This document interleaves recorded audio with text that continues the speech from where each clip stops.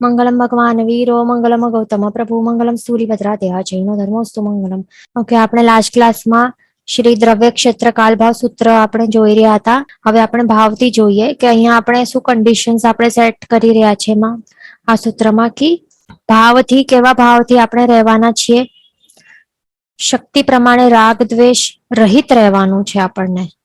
એટલે રાગ દ્વેષ એવા છે કે આ સ્ટેજમાં આપણો જે ગુણસ્થાનક આપણે હમણાં એટલે આપણી જે અવસ્થા છે હમણાં, તો આપણે કમ્પ્લીટલી રાગ દ્વેષ રહિત આપણે નથી રહી શકતા. કારણ કે રાગ દ્વેષ એટલે શું છે? મોહનીય કર્મો. મોહનીય કર્મોનું સ્વરૂપ છે આ. તો મોહનીય કર્મોનું સંપૂર્ણ ક્ષય હમણાં પોસિબલ થઈ શકવાનું નથી. બરાબર, એટલા માટે આપણે શક્તિ પ્રમાણે આપણે કહી રહ્યા છીએ. એટલે શક્તિ પ્રમાણે જેટલું આપણાથી થઈ શકશે એટલું શક્તિ ફોરવીને આપણે શું કરશું? કંટ્રોલમાં રાખશું. બરાબર, હમણાં ટોટલી આપણે વિતરાગી અવસ્થા હમણાં તો આપણને પ્રાપ્ત થઈ શકવાની નથી આ ભાવમાં. એટલા માટે બરાબર શક્તિ પ્રમાણે આપણને શું કરવાનું છે? એટલે એનું એ મિનિંગ નથી કે આપણે મોહનીય કર્મો થી રહિત અવસ્થા હમણાં ભલે આપણે પ્રાપ્ત નથી કરી શકવાના, એટલે વિતરાગી ભલે થઈ શકવાના નથી. એટલે કે એનું એ મિનિંગ નથી કે રાગ દ્વેષનું સેવન કરી શકાશે, એવું નથી. રાગ દ્વેષ રૂપી જે કર્મો છે, જો તેઓ ઉછળશે તો આપણને શું કરવાનું છે? દબાવવાનું છે. બરાબર, ઉપશમ કરવાનું છે, સક્ષમ કરવાનું છે, એ ધ્યાન રાખવાનું છે. બરાબર, એટલે આપણને એવા ભાવથી આપણને એવા ભાવપૂર્વક એટલે રાગ દ્વેષ શક્તિ પ્રમાણે રાગ દ્વેષ વગર રહેવું એનું મિનિંગ શું છે? કે સમભાવે રહેવાનું છે આપણને. બરાબર, એટલે સમભાવમાં રહેવાનું આપણને અહીંયા પ્રેક્ટિસ કરવાની છે.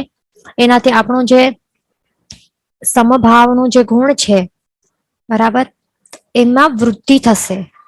જેટલું સમભાવમાં રહેવા પ્રયત્ન કરશું એટલું આપણું જે મોહનીય કર્મો છે એનું સક્ષમ થતું જશે. ધ્યાન રાખવાનું. બરાબર, અને સામાયિકનું મેન એ જ છે ને લાભ, કે સમતા પ્રાપ્ત થાય. સમતા ગુણ જે છે એ આપણા આત્મામાં તો રહેલું છે અનંત પ્રમાણમાં, પણ એ પ્રગટ કરવાનું છે વધારે વધારે. બરાબર, એટલે કે સમતા ભાવ છે, સમતાનું જે ગુણ છે એ વધારે પ્રગટ કરવાનું છે આ રાગ દ્વેષને દબાવીને.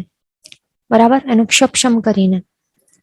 એ આપણે દ્રવ્ય ક્ષેત્ર કાલભાવ આ બધા ટર્મ્સ એન્ડ કન્ડિશન્સ અહીંયા નક્કી કરી લીધા છે. હવે આગળ બીજું શું અહીંયા છે કન્ડિશન? કે જે વ્રતધારી હશે, શ્રાવક કે શ્રાવિકા, એમના સાથે પ્લસ ગુરુ મહારાજ આદિ વગેરે હશે તો એમની સાથે બોલવાની છૂટ છે. બરાબર, એટલે જે પણ સામાયિક ની આપણે પ્રતિજ્ઞા આપણે લેશું ત્યારથી કરીને પછી સામાયિક આપણો આપણે પારશું નહીં ત્યાર સુધી આપણું શું કન્ડિશન છે અહીંયા શું નક્કી કર્યું છે, કોની સાથે બોલી શકાય ને કોની સાથે નહીં બોલી શકાય. તો જે વ્રતધારી હશે, જે પણ 12 વ્રતધારી હોય કે 5 અણુવ્રતધારી હોય, એમને શ્રાવક કે શ્રાવિકા કહેવાય. વ્રતધારી શ્રાવક કે શ્રાવિકા કહેવાય. બસ એમની સાથે જ બોલવાની છૂટ છે. પ્લસ કોઈ ગુરુ મહારાજ ગુરુ ભગવંતની નિશ્રામાં આપણે કરી રહ્યા છીએ એમના સાનિધ્યમાં, તો એમની સાથે બોલવાની છૂટ છે. પણ જે કોઈ અવ્રતી હશે, વ્રત વગરના કોઈ પણ વ્યક્તિઓ સાથે બોલવાની મનાઈ છે, ટોટલી મનાઈ છે. અહીંયા શું છે? અવ્રતી સંઘાતે બોલવાનું પચકખાણ છે. હા, એનાથી પહેલા જો વ્રતી સંઘાતે તથા ગુરુવાદિક સંઘાતે બોલવાનો આધાર છે. બરાબર, આ આધારમાં અહીંયા આવે છે, ધ્યાન રાખવાનું. એટલે કે એ બોલી શકાય. જો આપણને ટોટલી મૌનમાં રહેવાનું છે તો એ પણ રહી શકાય. બરાબર, ટોટલી મૌનમાં રહેવાનું એ ઉત્તમ છે.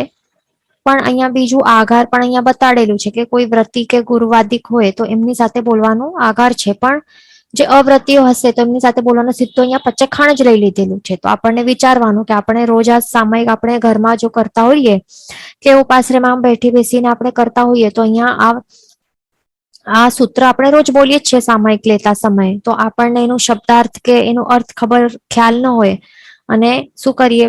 લઈ તો લઈએ સામાયિક, પણ પછી ચાલુ હોય બોલ. જે પણ અવ્રતીઓ ઘરમાં રહેલા હોય, બાળકો હોય કે કોઈ પણ હોય, કોઈ પણ વ્યક્તિઓ હોય, તો એમની સાથે બોલ આપણું ચાલુ હોય. અહીંયા આપણે ડાયરેક્ટલી અહીંયા પચેખાણ હાથ જોડીને લઈ લીધું છે, તો છતાં પણ બોલ ચાલુ હોય આપણું.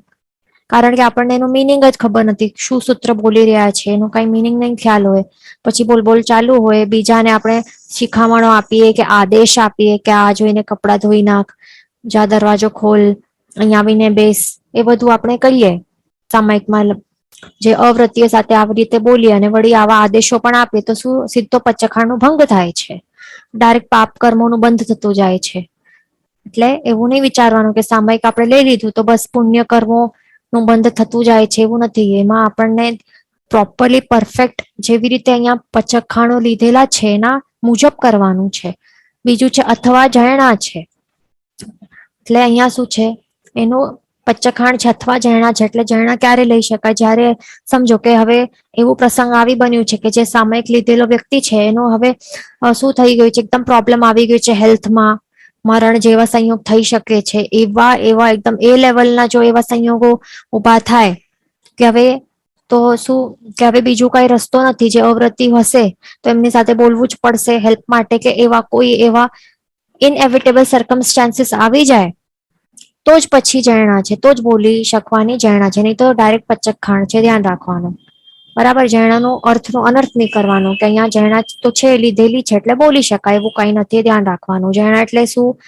અનઅવોઇડેબલ સર્કમસ્ટાન્સીસ આવી જાય, મરણ જેવા સંયોગ આવી જાય, ચોર આવી જાય, એવા કઈ એકદમ એવા સર્કમસ્ટાન્સીસ હોય કે જાન ઉપર આવી જાય, એવી બીમારી થઈ ગઈ, હાર્ટ એટેક જેવું લાગે છે, એવું કંઈક થઈ ગયું એવું, તો પછી બોલવાનું ત્યારે પછી જયણા છે, નહીં તો નથી. એ ધ્યાન રાખવાનું.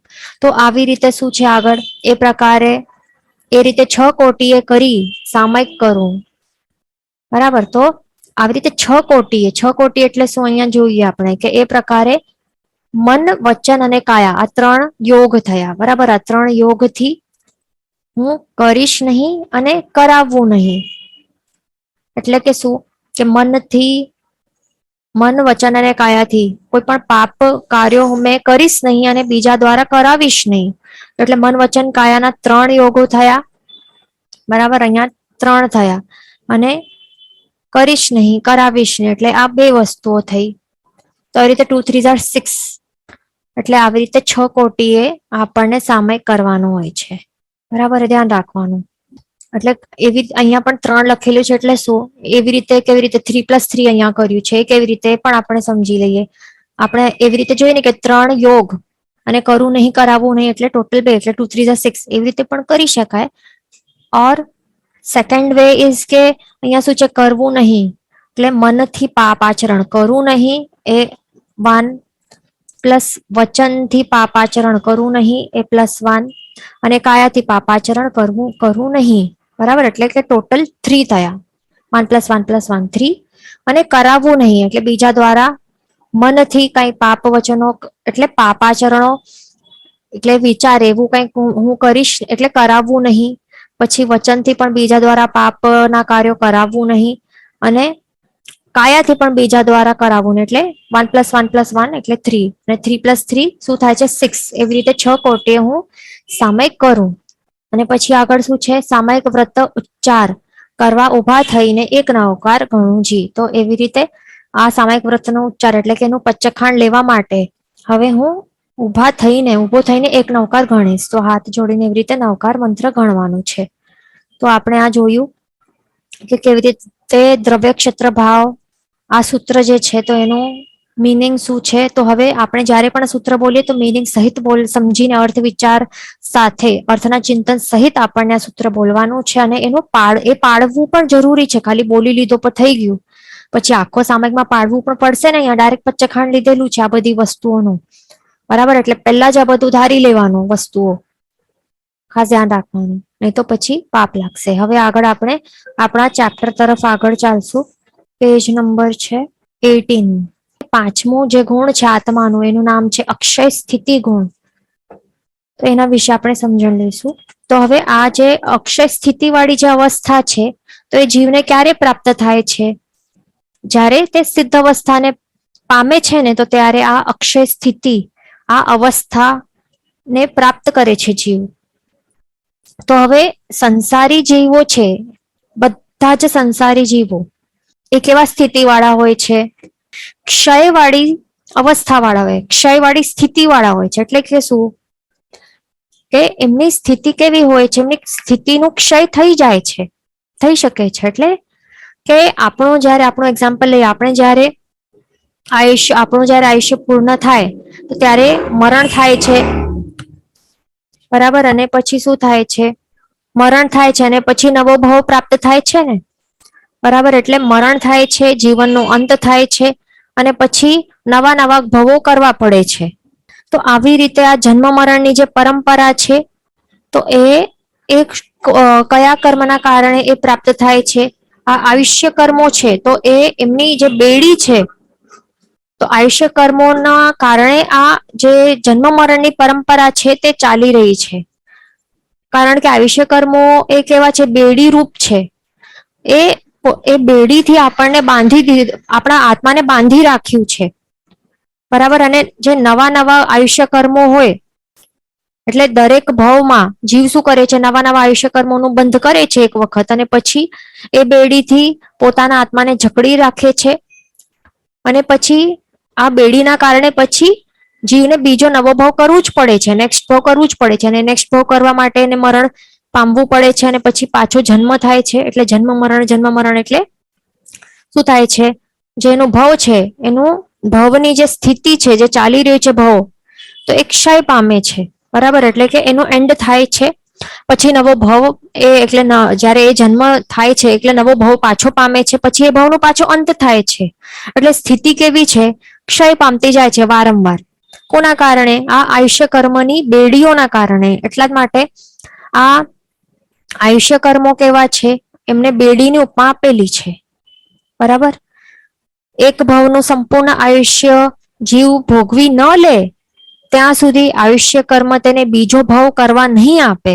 એટલે આખો એક ભાવ કરવો પડે, આખો ભાવ જેટલું એનું આયુષ્ય કર્મ બાંધેલું આખો એ ભાવ કરવું પડે. એનાથી પહેલા બીજો ભાવ એ કરવા નહીં આપે, એવું છે. તો એવું બેડી સમાના આયુષ્ય કર્મો છે, બરાબર. એ ધ્યાન રાખવાનું. એટલે જે પણ શરીરધારી જીવો હોય, શરીરી જીવો હોય, એ બધા જ જીવોની સ્થિતિ કેવી હોય? ક્ષય થવાની છે. બધાની સ્થિતિ કેવી છે? ક્ષયવાળી છે, ક્ષય થવાનું જ છે. બીજું હા એ પણ ધ્યાન રાખવાનું કે જે અરિહંત ભગવંત છે કે સામાન્ય કેવલી ભગવંત છે, જેમણે પણ કેવલ જ્ઞાન જેમનું પ્રગટ થઈ ગયું છે, એમની વાત આપણે હવે કરીએ. તો તેઓ પણ કેવા છે? ચરમ શરીરી જીવોનું એક્ઝામ્પલ લઈએ. એટલે જે પણ ચરમ શરીરી એટલે કે જેમનો હવે છેલ્લો આ ભવ છેલ્લો છે, એના બાદ એમનું અવશ્ય મોક્ષની પ્રાપ્તિ એમને થવાની છે, એવા જે પણ ચરમ શરીરી જીવોની આપણે વાત કરીએ તો એમનું શું હોય? લાસ્ટ ભાવમાં શું હોય? એ લાસ્ટ ભાવમાં પણ તેમના પાસે શરીર રહેલું હોય ને, શરીરી જ હોય. અને એમનું જે લાસ્ટ ભાવનું આયુષ્ય છે, એટલે કે હવે અરિહંત ભગવાનનું જે પણ આયુષ્ય છે છેલ્લો ભાવનું, અથવા તો સામાન્ય કેવલી ભગવંતોનું જેમ કે ગૌતમ સ્વામીનું એ ભાવ છે, છેલ્લો ભાવ છે. તો એમને પણ આ છેલ્લો ભાવ તો આખો કરવું જ પડશે ને. એટલે આયુષ્ય કર્મ શું કરે છે? જે પણ શરીરી જીવો હોય, ભલે તે ચરમ શરીરી જીવો પણ હોય, એમનું જે લાસ્ટ ભાવ પણ બાકી છે, તો એ લાસ્ટ ભાવ પૂરો કર્યા વિના તેઓ પછી હવે મોક્ષની અવસ્થામાં પણ તેઓ જઈ શકતા નથી. એટલે આખો લાસ્ટ ભાવ નું જે આયુષ્ય છે પણ પૂરો કરવો પડશે. એટલે આયુષ્ય કર્મો કેવો છે કે એ બેડીથી એમને પણ જકડી રાખ્યું છે, લાસ્ટ ભાવમાં પણ, બરાબર. તો અરિહંત ભગવાન જ્યારે આ આયુષ્ય કર્મોનું પણ ક્ષય કરી નાખશે, એટલે ચાર ઘાતી કર્મોનો ક્ષય કરી નાખ્યું છે સામાન્ય કેવલી કે અરિહંત ભગવંતોએ. અને હવે ચાર જે અઘાતી કર્મો છે એમાં આયુષ્ય કર્મ પણ આવી જાય છે. તો એનું પણ સંપૂર્ણ ક્ષય કરશે. ત્યાર પછી આ એટલે કે જે આયુષ્ય કર્મની જે બેડી છે, એ બેડીને તોડી નાખશે. હવે સંપૂર્ણપણે એને સર્વથા તોડી નાખશે. એના પછી જ તેઓ પછી આ મુક્ત થઈ જશે એમનો આત્મા, અને નવો કોઈ પણ હવે આયુષ્ય કર્મનું બંધ કરશે પણ નહીં, જે ચરમ શરીરી જીવો છે, બરાબર. અને પછી તેઓ અક્ષય સ્થિતિ, આ જે અવસ્થા છે, આ જે ગુણ છે, એને પ્રાપ્ત કરશે, બરાબર. એ પ્રગટ થઈ જશે આ ગુણ, એ આ જે સ્થિતિ છે તે આ સ્થિતિને પામી જશે. અને એ પણ કેટલા ટાઈમ સુધી? સાદી અનંતકાળ સુધી. એટલે કે સ્ટાર્ટ જેનું થાય છે પણ જેનો અંત નથી, ફોર એવર માટે છે. આવી જે આ સ્થિતિ છે, આ અક્ષય સ્થિતિ, એટલે હવે જેમની સ્થિતિ છે, જેવું સ્ટેટ છે એમનો આત્માનો, તો હવે એનું એન્ડ ક્યારે થવાનું નથી, ક્ષય થવાનું નથી. જે સ્થિતિમાં રહેશે, સિદ્ધ અવસ્થાની સ્થિતિમાં રહેશે, એ સ્થિતિનું અંત ક્યારે પણ કે ક્ષય ક્યારે પણ થવાનું નથી.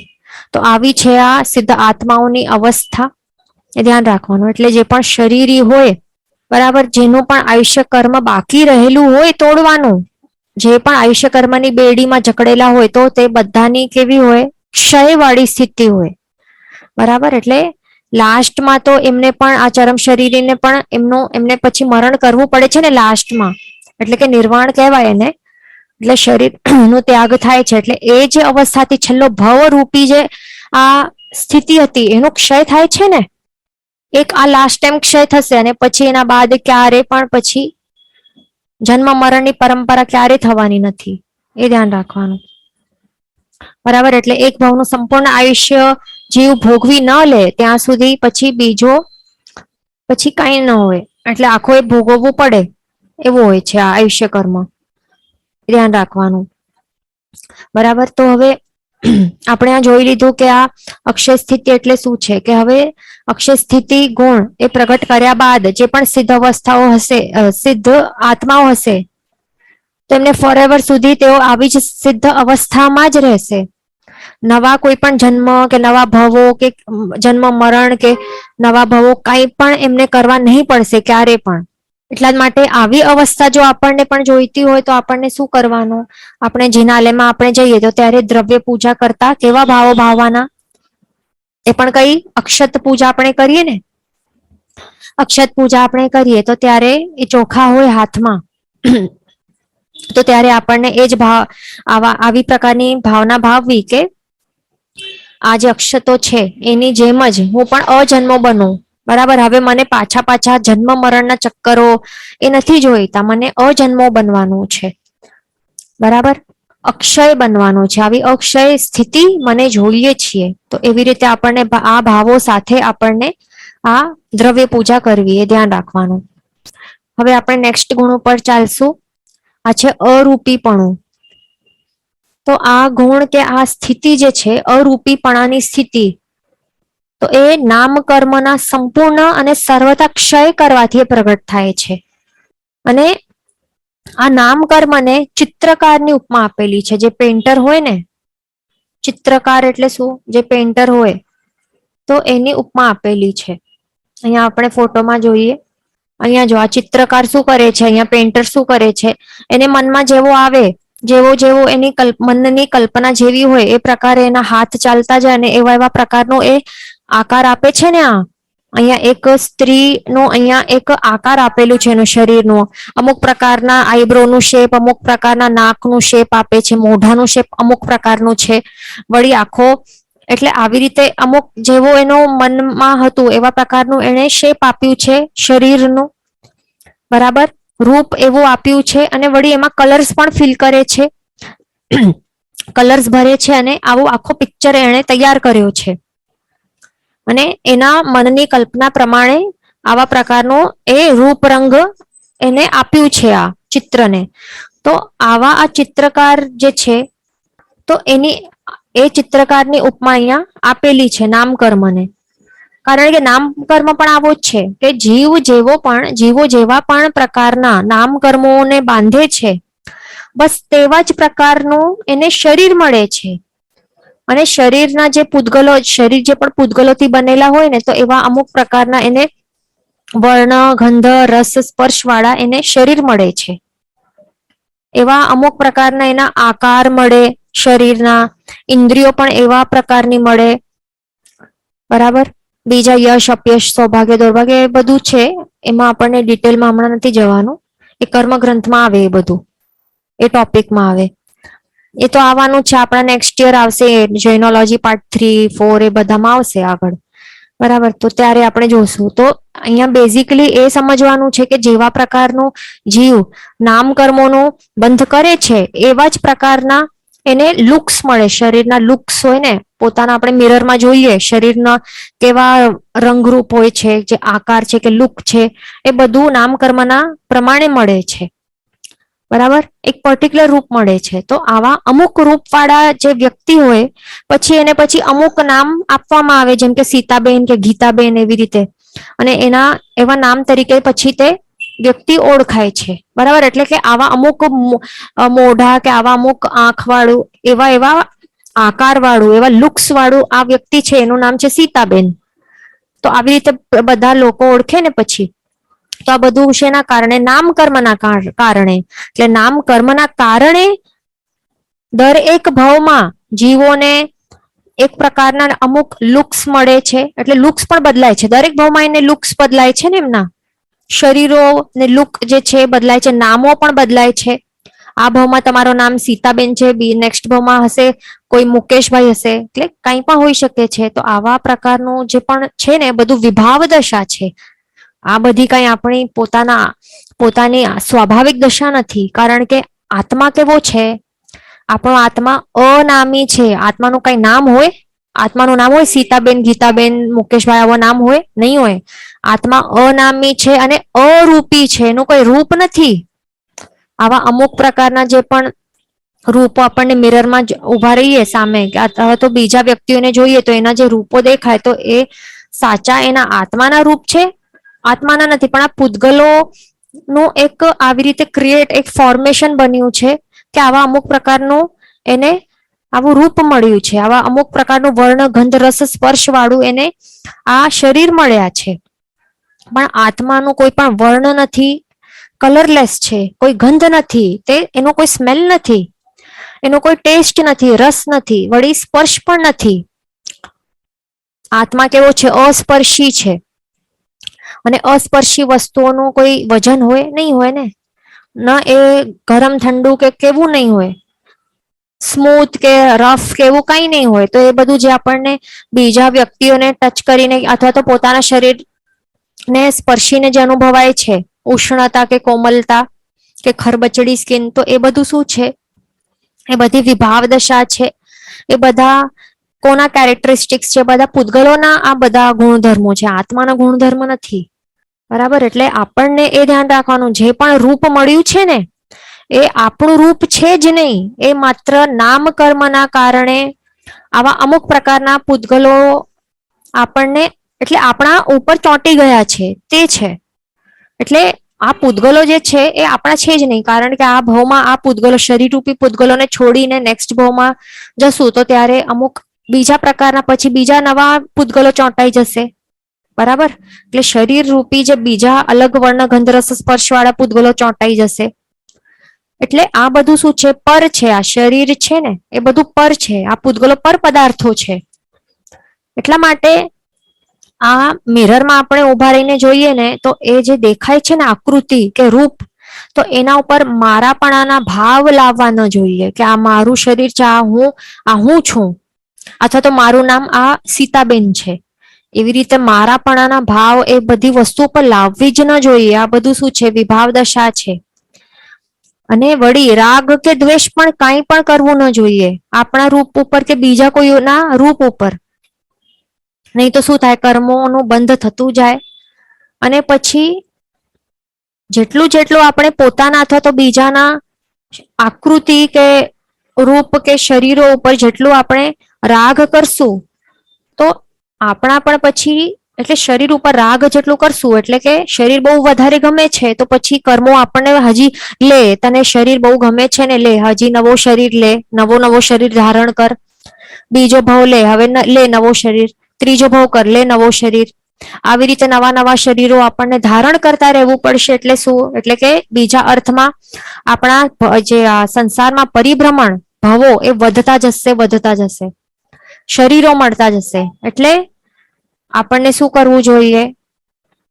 આ જે શરીર એટલે યાદ રાખવાનું કે આ શરીર છે મારું નથી. જે બીજા દેખાય છે, બીજા વ્યક્તિઓ, એ બધા પણ કોણ છે? એમના એ શરીર નથી, આ બધા પૂતગલો છે. એટલા માટે કોઈ પણ આ પૂતગલો પર રાગ કે દ્વેષ કાંઈ પણ કરવું ન જોઈએ, ધ્યાન રાખવાનું. માટે જ આપણે જ્યારે જિનાલયમાં જઈએ તો ત્યારે શું કરતા હોઈએ? કઈ આંગળીથી પૂજા કરવાની હોય? અનામિકા આંગળીથી પૂજા કરવાની હોય છે પ્રભુની. તો ત્યારે અનામિકા જે છે આંગળીનું નામ જ છે અનામિકા. તો આવી અનામિકા આંગળીથી જ પૂજા પ્રભુની શા માટે કરવામાં આવે છે? કારણ કે ભાવો આપણને એવા આવે કે મને પણ શું કરવું, બનવું છે? અનામી બનવું છે, બરાબર, અનામી બનવું છે. અને આ જે નામ કર્મો છે જેના કારણે મને નામ મળે છે, નવા નવા શરીરો મળે છે, નવી આકૃતિઓ, નવા નવા રૂપો મળે છે, રૂપી બની જાઉં છું. એટલે આ બધું જે વિભાવ દશા મળે છે, નામ મળે છે મને, તો એ બધી વિભાવ દશા છે. મને આ કઈ નથી જોઈતી, પણ મને કેવું બનવું છે, આ નામ કર્મના સંપૂર્ણ અને સર્વથા ક્ષયથી મને શું બનવાનું છે, અરૂપી બનવાનું છે. અરૂપી કોને કહેવાય? જેના વર્ણગંધ રસ સ્પર્શ નહીં હોય એને અરૂપી કહેવાય. અને અરૂપી કોણ હોય? આત્મા હોય. એટલે મને સિદ્ધ બનવાનું છે, અરૂપી બનવાનું છે, મોક્ષની અવસ્થાની પ્રાપ્તિ કરવાની છે, અશરીરી બનવાનું છે, બધું માંગવાનું છે આપણને. અને શરીર ન હોય તો પછી નામ પણ ન હોય. હમણાં જે નામ મળ્યું છે એ પણ હું નથી, બરાબર. એટલે મને અનામી, અશરીરી અને અરૂપી એ બનવાનું છે. તો આવી રીતે આપણને માંગવું જોઈએ, બરાબર, પ્રભુ પાસે. હવે આપણે આગળ નેક્સ્ટ ગુણ તરફ ચાલશું, એ છે અગુરુ લઘુ ગુણ. તો આ અગુરુ લઘુ ગુણ જે છે, તો એ હવે એના વિશે આપણે સમજીએ. આ સિદ્ધ ભગવંતોનું એક ગુણ છે, આપણા બધાનું આ ગુણ છે, પણ આપણે એનું એ પ્રગટ કરી શક્યા નથી, આ સ્થિતિ પ્રગટ કરી શક્યા નથી. પણ સિદ્ધાત્માઓએ આ અગુરુ લઘુની જે અવસ્થા છે, સ્થિતિ છે, એ એમણે પ્રાપ્ત કરી ચુક્યા છે. તેઓ આપણે આપણી સ્થિતિને વાત કરીએ તો આપણી સ્થિતિ કેવી છે સંસારમાં? હમણાં વિચાર્યો, અહીંયા આપણે રહી રહ્યા છે, આપણું કેવું ડિસ્ક્રિમિનેશન છે ને, દરેક જગ્યાએ ડિસ્ક્રિમિનેશન છે. એટલે શું? ઇક્વાલિટી નથી અહીંયા. ઇક્વલ છીએ આપણે કોઈ પણ. કોઈક હલકી જાતિ વાળા છે, કોઈક શુદ્ર છે, કોઈક ઉચ્ચ જાતિના કહેવાય, કોઈક શેઠ હોય, કોઈક નોકર હોય, છે ને આવું બધું મનુષ્યની જાતિમાં. હવે બધા જ મનુષ્યની જાતિમાં જ એક જ જાતિ સેમ છે. સેમ જાતિમાં પણ શું છે? ઊંચ નીચતા છે ને, કોઈક શેઠ, કોઈ નોકર, કોઈ ઉચ્ચ ને નીચ, આવું બધું છે ને. ઇક્વાલિટી નથી. આ તો છોડો, દેવલોકમાં પણ આપણને જો દેવની જાતિમાં પણ આપણે જોઈએ ને, તો દેવોમાં પણ શું છે? ત્યાં પણ આ છે ને, ઉચ્ચ નીચ છે ને, ત્યાં પણ છે, ત્યાં ઇક્વાલિટી.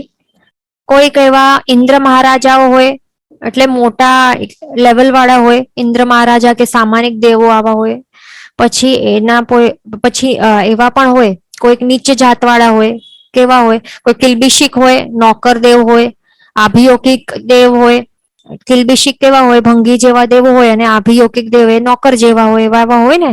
ત્યાં પણ ઉચ્ચ નીચતા રહેલી હોય. એટલે સ્વામી સેવક ભાવ ત્યાં પણ રહેલું છે ને. ભલે બધા જ કહેવાય કે હા આ દેવ છે, આ દેવી છે, છતાં પણ ક્યાં કોઈક અપ્સરા છે, કોઈક પરિગૃહિતા દેવીઓ છે, કોઈક ઇન્દ્રાણીઓ છે, ત્યાં પણ છે ને ઉચ્ચ નીચતા. તો આ બધું કોના કારણે આપણને પ્રાપ્ત થાય છે, આ ઉચ્ચ નીચપણું? તો તે ગોત્ર કર્મના કારણે. માટે જ આ ગોત્ર કર્મને કુંભારના ઘડાની ઉપમા આપેલી છે, બરાબર. અહીંયા આપણે ફોટોમાં જોઈ રહ્યા છે, આ કુંભાર શું કરે છે? ઘડાઓ બનાવે છે ને. આ ઘડાઓ શેનાથી બનાવે છે? શું તે અલગ અલગ માટીથી બનાવે છે? નહીં, આ સેમ બ્રાઉન કલરની એક જ જાતવાળી માટી છે, એક જ જાતવાળા બધા જ ઘડાઓ છે, સેમ તરીકે જ બનાવે છે બધા જ, બરાબર. સેમ જેવી રીતે બનાવે છે, એ જ સેમ પ્રોસિજરથી બનાવે છે, સેમ મટીરિયલ્સથી, સેમ કોમ્પોઝિશનથી, છતાં એટલે સરખા જ બનાવે છે. છતાં પણ કોઈક ઘડોનો વપરાશ ઘી ભરવા માટે થશે, એટલે સારી વસ્તુઓ રાખવા માટે કરાય. પણ બીજા કોઈ ઘડો હોય તો એને દારૂ જેવી ખરાબ વસ્તુ રાખવા માટે કામમાં આવે છે. તો આવી જ રીતે આ જે કુંભારના ઘડા છે, એવું છે આ ગોત્ર કર્મ. એટલે જીવ જેવા પ્રકારનું ગોત્ર કર્મનું બંધ કરે, તો ભલે પછી તે એક જ જાતિ, અહીંયા આપણે જોઈ રહ્યા છે ને કે એક જ જાતવાળા, એક જ સેમ જાતની માટીથી બનાવેલા બધા સેમ સરખા ઘડાઓ છે. આવી જ રીતે ભલે સેમ જાતિ મળેલી હોય, એટલે કે મનુષ્ય જાતિ મળેલી હોય, છતાં પણ પોતપોતાના બાંધેલા ઉચ્ચ ગોત્ર કર્મ અથવા તો નીચ ગોત્ર કર્મના કારણે જીવોને શું મળે છે? ઉચ્ચ કુળ મળે અથવા તો નીચ કુળની પ્રાપ્તિ થાય છે, બરાબર. ઉચ્ચ ગોત્ર કર્મના કારણે સારી સારો કુળ મળે, અને નીચ ગોત્ર કર્મના કારણે નીચ કુળ મળે, એટલે ત્યાં જન્મ થાય. ભલે સેમ સરખી મનુષ્ય જાતિ હોય. ગોત્ર કર્મના સંપૂર્ણ ક્ષય થવાથી જીવ વિભાવ દશામાં હટીને સ્વભાવ દશામાં આવીને આ અગુરુ લઘુની સ્થિતિને પછી સાદી અનંતકાળ સુધી એ જીવ પ્રાપ્ત કરે છે. બરાબર. આ ગુણ દ્વારા શું થાય છે? આ ગુણ દ્વારા જીવને પછી એક જ સમાન, એક સરખું એટલે સ્વામી સેવક ભાવ વગરની અવસ્થાની પ્રાપ્તિ થાય છે. એ ધ્યાન રાખવાનું. બરાબર. એટલે હવે જ્યારે બધા જીવો જ્યારે પણ સિદ્ધ અવસ્થાને જે પણ જીવો પ્રાપ્ત કરે છે તો એ સિદ્ધ અવસ્થામાં ત્યાં ઉચ્ચ નીચપણું રહેતું નથી કે આ સ્વામી છે, આ સેવક છે, આ ઉચ્ચ ગોત્ર નીચ ગોત્ર, આવું કઈ નથી. સિદ્ધ ભગવાનની અવસ્થા કેવી છે? અગુરુ લઘુ છે. એટલે ઉચ્ચ નીચપણું હવે છે જ નહીં. બધા જ આત્માઓ, અનંત અનંત આત્માઓ બધા જ એક સમાન, એક સરખા જ રહેલા છે. બરાબર. એ ધ્યાન રાખવાનું. કારણ કે આત્મિક ગુણો કેવા છે? બધા જ જીવોના એક સરખા જ હોય છે ને. બધાના સેમ અનંત ગુણો હોય છે અને બધાના જ અનંત પ્રમાણમાં તે પ્રગટેલા છે. બિલકુલ પણ હવે ગોત્ર કર્મોનું બિલકુલ પણ એક પણ કર્મોનું દલિક રહેલું નથી. એ ધ્યાન રાખવાનું. બીજું હજી આપણે આગળ ચાલીએ. આ ગોત્ર કર્મ જે છે, હા, તો અહીંયા આપણે જોઈએ કે જ્યારે પણ આપણે 8 પ્રકારના માન એટલે કે માન કષાયનું સેવન કરીએ. માન કષાય એટલે શેમાં આવે છે? આ મોહનીય કર્મોનું સ્વરૂપ છે. બરાબર. તો જ્યારે પણ આપણે એનું સેવન કરીએ એટલે કે અભિમાન કરીએ કે ગુમાન કરીએ કે અહંકાર કરીએ આ 8 પ્રકારની કોઈ પણ વસ્તુઓ ઉપર, તો પછી આપણે જે પણ વસ્તુનું અભિમાન કરશું તો સમજી લેવાનું કે કર્મો શું કરશે? આપણાથી તે વસ્તુ આપણાથી છીનવી તો લેશે પણ હજી આગળ શું કરશે? દુર્ગતિમાં ધકેલી નાખશે. એવા પ્રકારના કર્મોનું બંધ થશે. નીચ ગોત્ર કર્મોનું બંધ થશે. ખાસ ધ્યાન રાખવાનું. એટલા માટે ક્યારે પણ કોઈ પણ વસ્તુઓ ઉપર, આ જે અહીંયા એક્ઝામ્પલ્સ દેખાય છે 8 પ્રકારની વસ્તુઓ છે, એના ઉપર મદ કે અભિમાન કે ગુમાન કે જે પણ કહેવાય અહંકાર, એ બધું કરવું ન જોઈએ. ખાસ ધ્યાન રાખવાનું. તો પહેલા પ્રકારનું મદ શું છે? રૂપનો મદ. તો રૂપનો મદ એટલે શું? કે આપણને જે પણ શરીર મળેલું છે તો એ આપણે હમણાં જોયું કે શું છે? શરીર પૂતગલોથી બનેલું છે. એ આપણું તો છે નહીં. આપણું તો માત્ર આત્મા છે જે અરૂપી અનામી છે. તો જે રૂપી છે, રૂપી પદાર્થો એ આપણા કહી જ કેમ શકાય? એ માત્ર આ ભાવ માટે આપણા કરેલા કર્મોના કારણે મળેલા છે. તો એના ઉપર રાગ કે મદ કેવી રીતે કરી શકાય જે આપણો છે જ નહીં? જો આપણે આ રૂપ છે એના ઉપર મદ કરશું, અહંકાર કરશું તો શું થશે? આ એક્ઝામ્પલ છે સનત કુમાર ચક્રીનું. તો એમનું રૂપ એટલે શું? કે એમને જે શરીર મળેલું હતું એમના કર્મોના કારણે, નામ કર્મોના કારણે, તો એવા પ્રકારના વર્ણગંધ રસ સ્પર્શ વાળું એમનું શરીર હતું કે જોનારને બહુ ગમી જાય. બરાબર. એટલે કે જે પણ મિથ્યા દૃષ્ટિઓ હોય તો એમને શું લાગે કે શું રૂપ મળ્યું છે, કેવું સરસ લાગે છે આ વ્યક્તિ. બરાબર. સાચે તો આ પૂતગલ છે ને. આત્માના ગુણોનું દર્શન કરવું જોઈએ. આ કઈ જે પર પદાર્થોનું ગુણોનું દર્શન તો કરવાનું છે નહીં આપણને. બરાબર. એ ધ્યાન રાખવાનું. તો એક વખત શું થયું કે ઇન્દ્રએ એના રૂપનું વખાણ કર્યું તો ત્યારે સભામાં રહેલા જે બે દેવો હતા તો એમને લાગ્યું કે આપણે તો દેવ છીએ, આપણા કરતા વધારે સુંદર દેખાવમાં કોઈ મનુષ્ય કેવી રીતે હોઈ શકે? ચાલો ને એને જોવા જોઈએ. તો ત્યાં તેઓ ગયા સનતકુમાર ચક્રવર્તીને ત્યાં એને એના રૂપના દર્શન કરવા જોયા. તો ત્યારે તે સ્નાન કરી રહ્યા હતા. તો ત્યારે ખૂબ જ એમનું જે શરીર છે એના પૂતગલો બહુ સુંદર લાગતા હતા. છતાં પણ ત્યારે શું કહ્યું આ સનતકુમાર ચક્રવર્તીને? આ દેવોએ કહ્યું કે આપના આવી રીતે પ્રશંસા થઈ રહેતી તો આપના જે રૂપ છે એના દર્શન કરવા માટે અમે અહીંયા આવ્યા છીએ. તો ત્યારે એમના આવી રીતે વખાણ પ્રશંસા સાંભળીને આ સનતકુમાર ચક્રીને હજી પણ એમનું જે અહંકાર છે એટલે માન કશાય છે તો હજી વધારે ભડકી ઉઠ્યું અને એમને ખૂબ જ અંદરથી એના ઉપર અભિમાન થવા લાગ્યું અને કીધું કે આ તો કઈ નથી, મને હજી તૈયાર થવા દો, આભૂષણો પહેરીશ, વસ્ત્રો પહેરીશ, પછી જો મને જ્યારે હું આવીશ ત્યાં સભામાં રાજ દરબારમાં હું પધારીશ તો ત્યારે આપ તો જોતા જ રહી જશો. તો ત્યારે આવી રીતે પછી આવ્યા, ત્યાં વેઇટ કરી રહ્યા હતા પછી દેવો, બરાબર. તો પછી ત્યાં આ સનતકુમાર ચક્રી જ્યારે ત્યાં પધાર્યા રાજ દરબારમાં તૈયાર થઈને, તો ત્યારે એકદમ અભિમાનથી ધમધમતા ત્યાં બેઠા કે હું શું લાગુ છું. એટલે બધા આવે એટલે ઘણા પ્રશંસા કરી રહ્યા છે. આટલા અભિમાનમાં તેઓ અંદરથી કશાયો ની અગ્નિ ભડકી રહી હતી. તો ત્યારે આવા પ્રકારનું મદ કરવાના કારણે આપણે શું કહ્યું કે કર્મો શું કરે, જે વસ્તુ ઉપર આપણને આટલો આપણે અહંકાર આવે ને, જોરદાર અહંકાર આવે અંદરથી, તો એ જ વસ્તુ આપણાથી છીનવાઈ જાય. તો ત્યારે જ શું થયું, કર્મોનો ઉદય થયું અને શું થયું, ભયંકર અસાધ્ય રોગો થયા. એટલે શરીરમાં મહારોગો થઈ ગયા ઓન ધ સ્પોટ. અને દેવોએ શું કરે, એટલે એ પણ 16 મહારોગ ત્યાં જ ઉત્પન્ન થઈ ગયા. દેવોને તો દેખાય ને, એમને તો ખ્યાલ આવી જાય. તો દેવોને ખ્યાલ આવી ગયું, બહારથી દેખાતું નહોતું, પણ એમણે શું કહ્યું કે ત્યાં થૂકી જો. તો પછી ત્યાં સાઈડમાં થૂક્યો, તો ત્યાં એમની થૂકમાં જ પછી શું કીડાઓ સળબળતા હતા, એવા પ્રકારની થૂક હતી. એટલે ત્યાં જ પછી જે સનતકુમાર ચક્રીનો જે અભિમાન હતો ત્યાં ચકનાચૂર થઈ ગયો. ત્યાં જ એમને વૈરાગ્ય ગુણ પ્રગટ થયો અને દીક્ષા એમને સ્વીકારી, બરાબર. ત્યારે એમને ખ્યાલ આવ્યું કે આ બધું શરીર છે, એક રૂપ છે, એના ઉપર ગુમાન કરવા જેવું ન હોય. આ બધું બાહ્ય સ્વરૂપ છે, સાચો તો આત્મા કેવું છે, એ અનંત ગુણ વાળું છે, બરાબર. આ શરીર છે, એના ઉપર મોહ કરવો જેવું નથી, આ મારો છે જ નહીં. આવી રીતે એમને સાચી સમજણ થઈ, દીક્ષા સ્વીકારી અને પછી આવા તેઓ નિસ્પૃહી બની ગયા. અને આટલો વૈરાગ્ય ગુણ આટલા પ્રમાણમાં એમને પ્રગટ થયું હતું કે પછી એમનામાં આટલી જે લબ્ધિઓ પ્રગટ થઈ કે પછી હા, ત્યારે એમને બધા રોગો ત્યારે પણ હતા. એમનામાં આટલી લબ્ધિ રહેલી હતી કે જો એમને જો તેઓ ધારે ને, તો તેઓને જે રોગો થયેલા હતા ને, તો તેઓ મટાડી પણ શકે. આવા પ્રકારની લબ્ધિઓ એમને પ્રગટ થઈ ગઈ હતી આત્મામાં. એટલે વિચારો, આત્મામાં કેટલી શક્તિ હોય. આપણને પોતાના રોગોને આપણને મટાડવું હોય ને, તોય મટાડી શકાય એવું છે, વિચારો. એટલે બાહ્ય કોઈ ડોક્ટર કે કોઈ ઔષધિની પણ જરૂર નહીં પડે. આટલી લબ્ધિઓ પડેલી છે સ્વયં આપણા પોતાના આત્મામાં, વિચારો.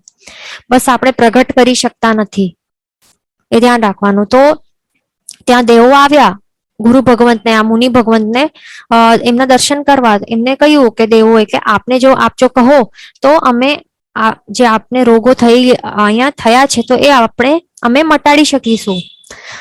તો આ મુનિ ભગવાન શું કહે છે, સનતકુમાર ચક્રવર્તી જે બન્યા હતા ને રાજર્ષિ, તો તેઓએ શું કહ્યું કે આ જે થૂક છે, મારી થૂકથી, એટલે એમણે શું કર્યું, થૂક લગાડી એમની આંગળી ઉપર. તો એના દ્વારા જે રોગ હતો ને, એ આંગળી એટલે જે એવું શરીર બની ગયું હતું ને બાહ્ય રીતે, તો એકદમ સુવર્ણ કાંતિમય ત્યાં બની ગયો અને રોગ ત્યાં ફિંગર ઉપરથી મટી ગયા. તો તે એવી રીતે અને આવી રીતે કરીને પછી એમણે કહ્યું કે મને જોઈએ ને, તો આ લબ્ધિ આવી રીતે હું કરી શકું, પણ મને કરવાનું નથી, બરાબર. કારણ કે આ બધું શું છે, આ શરીર શું કેવું છે, આ પર છે, બરાબર. આ છે મારું છે જ નહીં. જે થાય છે આ મને નથી થતું, આ પીડા ને બધું મને નથી થતું. એ કર્મોના કારણે બધું થઈ રહેલું છે. જે અહંકાર ને બધું હતું, તો એના કારણે કર્મો નું ઉદય થયું છે, એના કારણે બધું થાય છે, તે મને નથી થતું, બરાબર. આત્મા તો એકદમ ગુણોના ભોગવટામાં રહેલું છે, આનંદમાં છે, એટલા માટે એવી રીતે હતું એ સ્ટોરી, બરાબર. આપણને પણ એટલે ધ્યાન રાખવાનું. આપણે તો આ સનતકુમાર ચક્રવર્તીના રૂપ જેટલા પણ આપણે એમની તોલે તો આવી જ નહીં શકીએ. આપણું તો કઈ છે જ નહીં બધા આપણે, છતાં પણ આપણે મિરરમાં જોઈને જો આપણને એવું રાગના ભાવો આવતા હશે, તો વિચારી લેવાનું કે જે વસ્તુ પર રાગ કરશું, અહંકાર આવશે, મદ કરશું, તો એ વસ્તુ આપણાથી કર્મો છીનવાઈ લેશે અને પછી આ ભાવમાં જ પછી એના પરિણામો દેખાશે, બરાબર. કોઈકને પછી શું થાય, પિમ્પલ્સ આવી જાય, કોઈકને કંઈક રોગ થઈ જાય, આખો કદરૂપો બની જાય, અથવા તો આવતા ભાવમાં પછી કદરૂપા બને, એવા પ્રકારના અશુભ વર્ણ ગંધ રસ સ્પર્શ વાળું શરીર મળે. એટલે એ બધું ધ્યાન રાખવાનું, બધું નહીં કરવાનું. પછી બીજો છે બળનો મદ, એટલે કે સ્ટ્રેન્થ નો અહંકાર. તો શ્રેણિક મહારાજાનું એક્ઝામ્પલ આપેલું છે. એક તીરથી એમણે શું કર્યું, એક તીરથી જ એક પ્રેગ્નેન્ટ હરણી હતી, એની અંદર એનો બચ્ચો હતો. તો એક તીરથી જ બંને જણનું શું થયું, પ્રાણોનું ઘાત કરી નાખ્યું હતું. અને આવી રીતે જે હિંસા કરી હતી, તો એ હિંસા કરીને તેઓ ખૂબ જ અનુમોદના કરતા હતા કે મારું કેવું બળ છે, મારો કેવો નિશાનો છે, કેવો કળા છે કે એક જ તીરથી બે જીવોને મારી નાખ્યો મેં. તો આવા પ્રકારના ભાવો કરતા હતા ત્યારે જેમનું આયુષ્ય કર્મનું બંધ થયું, એ પણ આયુષ્ય કર્મનું બંધ થયું અને આવા પ્રકારના ક્લિષ્ટ ભાવો ચાલતા હતા. એટલે સીધો પછી શું થયું, નરકનું આયુષ્યનું બંધ થઈ ગયું હતું અને પછી એમને નરકમાં જવું પડ્યું. ભલે પછી એ વિચારો, એ શ્રેણિક મહારાજા કોણ છે, તીર્થંકરનો આત્મા, તીર્થંકર બનવાના છે તેઓ પોતે સ્વયં, છતાં પણ આ કર્મો કેવા છે કે આવા પ્રકારનું મદ કરશું કે વાહ, પોતાનું જ આવી રીતે ગુણગાન કરશું કે વાહ મારું શું નિશાનો છે, કેવું બળ છે. આવા પ્રકારના આપણે જો અનુમોદનાઓ કરશું, અહંકાર કરશું, તો શું થશે, કર્મો આપણને સીધો શું કરશે, નરકમાં ધકેલી દેશે. અને પછી ત્યાં આ બળ ક્યાં જશે, પછી આવું બળ મળશે નરકમાં? નહીં મળે. નરકમાં કેવું શરીર મળે? પછી ત્યાં ટોટલી પરાધીનતા રહેલી હોય, નિર્બળ શરીર, છેવટઠા સંઘર્ણ વાળું શરીર મળી જાય, અશુભ વર્ણ ગંધ રસ સ્પર્શ વાળું ગંધાતું એવું શરીર મળી જાય, બળ પણ નહીં હોય, નિર્બળ એવું હોય. ભલે પછી તેઓ સ્વયં તીર્થંકર બનનાર છે એવો આત્મા છે, અને ભલે એમને એ જ ભાવમાં પછીથી આ નરકનું આયુષ્ય બંધ થઈ ગયું, એના પછીથી થોડા ટાઈમ બાદ એમને પછી ક્ષાયિક સમ્યક્ત્વ ગુણ પ્રગટ કર્યું, છતાં પણ નરકમાં જવાનું ફિક્સ થયું. એટલે નરકમાં તો જવું જ પડ્યું જ છે. હમણાં તેઓ ત્યાં જ છે, પછી તેઓ ભલે તીર્થંકર બનશે, પણ કર્મોનું ખેલ એવું છે, ધ્યાન રાખવાનું. એટલા માટે બધું નહીં કરવાનું. આગળ હવે ત્રીજો છે, થર્ડ છે જાતિનો મદ. તો તે કોણે કર્યું હતું? હરિકેશી મુનિએ પૂર્વ ભાવમાં કર્યો હતો. બરાબર. એટલે કે જાતિનું પણ મદ, અહંકાર આપણને કરવું ન જોઈએ. નહીં તો પછી શું થાય, જે વસ્તુ પર આપણે, એટલે આ રૂલ એકદમ યાદ રાખવાનું, જે વસ્તુઓનો અહંકાર આપણામાં થશે એ જ વસ્તુ આપણાથી છીનવાઈ જશે અને પછી શું મળશે, નીચ ગોત્ર કર્મ ના કારણે પછી સીધો ચંડાલની જાતિ મળી એમને. વિચારો, ચંડાલોનું ક્યાં, એટલે રહેવા માટે પણ સમાજ, એટલે સમાજમાં પણ તેઓ રહી નહીં શકે. ચંડાલો ક્યાં રહે? પછી સ્મશાનોમાં રહે ને. ક્યાં રહે? પછી સ્મશાનમાં કેવા કેવા કાર્યો કરવા પડે ચંડાલોને. ત્યાં પછી લાશો આવે, લાશોને બાળવાનું, પછી બાળી નાખે ને પછી ત્યાં સાફ સફાઈ કરવાની, હાડકા અને રાખ હોય એ બધું, અને પછી ખાવાનું પણ કેવું હોય ને બધું. વિચારો, એટલે કે એ પૈસાથી ખાવાનું. બરાબર. અને ચંડાલનું રૂપ ને કેવું હોય, કદરૂપા હોય. એટલે વિચારો, એટલે કેવું પછી જાતિ મળી જાય. અને પણ કયા, એટલે વિચારો, એટલે કે જે પણ વસ્તુનો મદ કરશું એ છીનવાઈ જશે, ખાસ ધ્યાન રાખવાનું. પછી ચોથો છે કુળનો મદ. તો એ કોણે કર્યો હતો? મરીચીને કર્યો હતો કુળનો મદ. એમણે શું કર્યો હતો? એમને એમને ખ્યાલ આવ્યો હતો, એટલે ભરત ચક્રવર્તી મહારાજા એમના પિતા હતા, એમના દ્વારા એમને આ સમાચાર મળ્યા ડાયરેક્ટલી કે પોતે કોણ બનવાના છે મરીચી, તેઓ છેલ્લા 24th તીર્થંકર મહાવીર સ્વામી તરીકે બનવાના છે. તો એ બધું જાણીને મરીચીના આત્મામાં એવા અહંકારના માન કશાય જે છે, એટલે કે અભિમાન, એટલે મોહનીય કશાય જે છે એ ઉછળવા લાગ્યો અને એમણે શું, કેવો ભયંકર અભિમાન કે અહંકાર થયો કે વાહ, મારો કુળ કેવો ઉચ્ચ છે. બરાબર. મારા જે પિતા છે એ ફર્સ્ટ ચક્રવર્તી, ભરત ચક્રવર્તી છે, મોક્ષમાં જવાના છે. પછી મારા દાદા, એટલે કે આદિનાથ ભગવાન ઋષભદેવ સ્વામી, તેઓ ફર્સ્ટ તીર્થંકર છે અને હું પોતે 24th તીર્થંકર બનવાનો છું. આવા પ્રકારનો કુળનો મદ કર્યો એમણે. તો જે વસ્તુ ઉપર મદ કરશું, અહંકાર કરશું, એ જ વસ્તુ છીનવાઈ જશે. એના કારણે પછી એમને પોતાને પછી કેવા ઘણા ભવો કરવા પડ્યા, ત્રિદંડી વેશ વાળા ભવો કરવા પડ્યા ને એમને. કેટલા ભવો કરવા પડ્યા.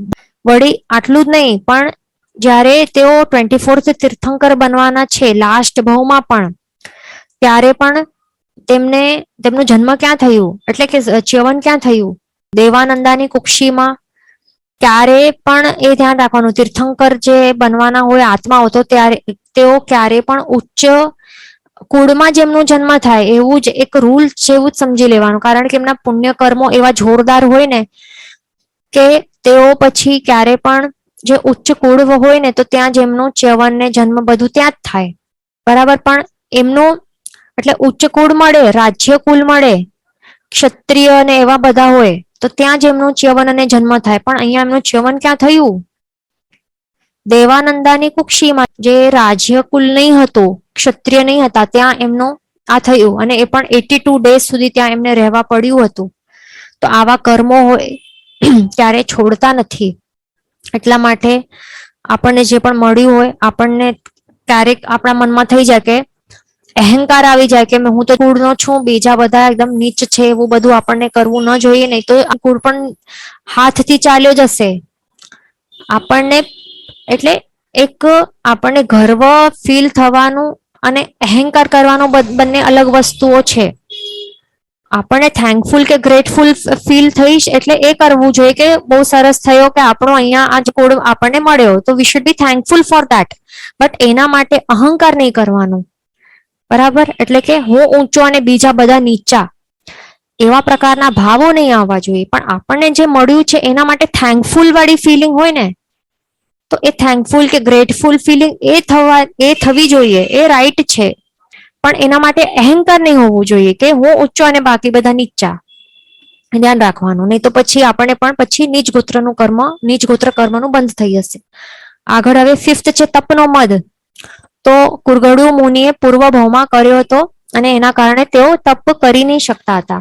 તો તેઓ ઉપવાસ પણ કરી શકતા નહીં હતા, અને એમનું નામ આવો કુરઘડુ, આવો મુનિ, એટલે આ મુનિનું કુરઘડુ નામ એવું શા માટે થયું? એટલે કે એમને ઘડો ભરીને ભાત જોઈતી જ હતી, બરાબર. ઘડો ભરીને ભાત એમને આહાર કરવા માટે, વાપરવા માટે આટલું તો લાગતું જ હતું.